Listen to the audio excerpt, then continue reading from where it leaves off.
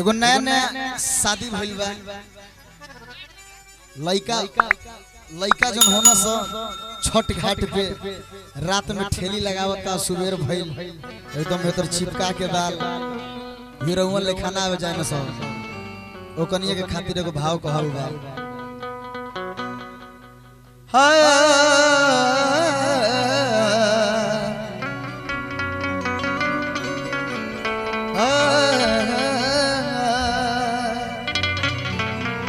रुको नम्रता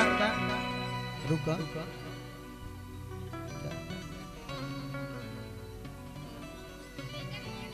लड़का के पापा अमित गिरी लड़का के मम्मी के तरफ से लगा लो तब ना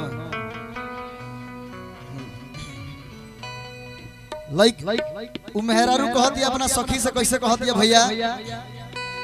कि कहनी की छोटी खाटी ठेली लगा लो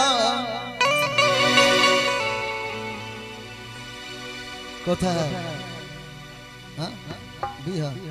आपन टोर बढ़ा लीजिए कर लीजिए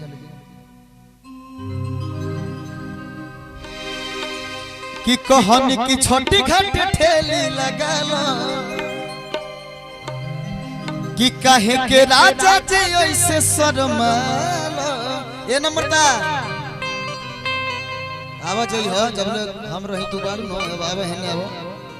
एक दिन सबके जाए के बा तोहू को जाए के बा हमरो जाए के बा काहे लेट करत रहो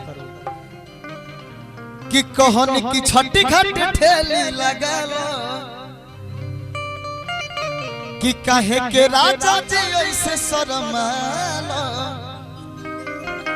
कि सगरी दिवैया संग घूम घूमी सखी है खींचेला सैया से लफी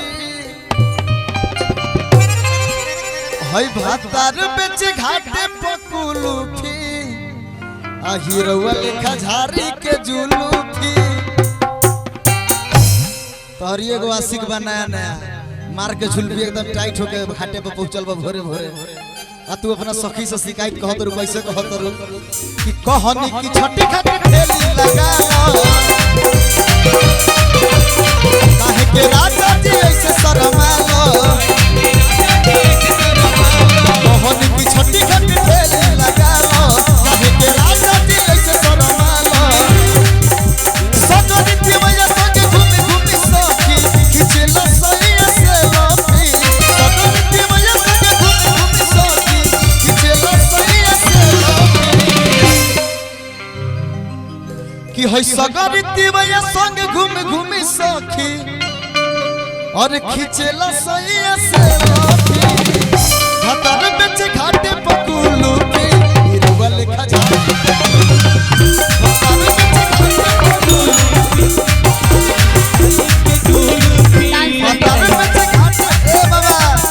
भातार बेच घाटे पकुलू की हीरोवा लेखा झाड़ी के झूलू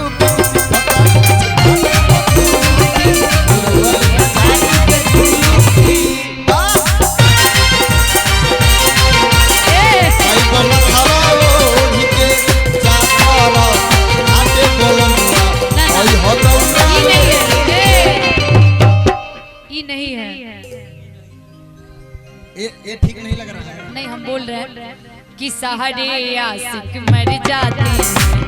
मेरे एक मुस्कान पे सहारे आशिक मर जाते हैं मेरे एक मुस्कान पे मेरे जैसा कोई नहीं है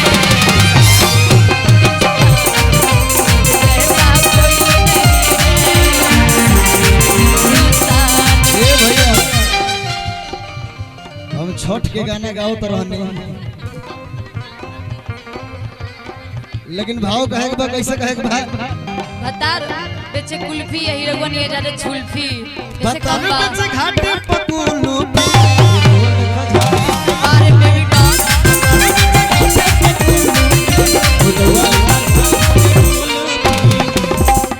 लेकिन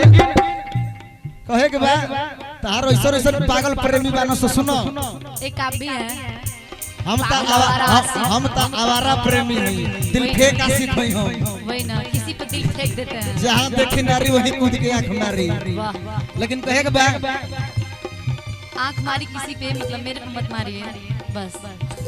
कहीं मारने वाला है ना। तू पहले से सेटल गाड़ू का नहीं, अब क्या बोल रहे हैं? बुक गाड़ू का बुक। अब क्या बोल रहे हैं कि जहाँ देखी नारी वही आँख मारी। लेकिन कहे के बाद कैसा कहे के बाद आपसे बच के रहना पड़ेगा ना।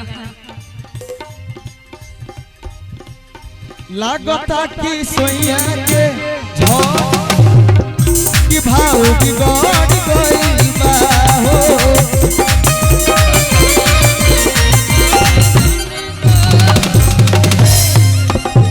कहतरी कि सगर फुटानी राजा जी के झड़ गइल बा भाव बिगड़ गइल। सगर फुटानी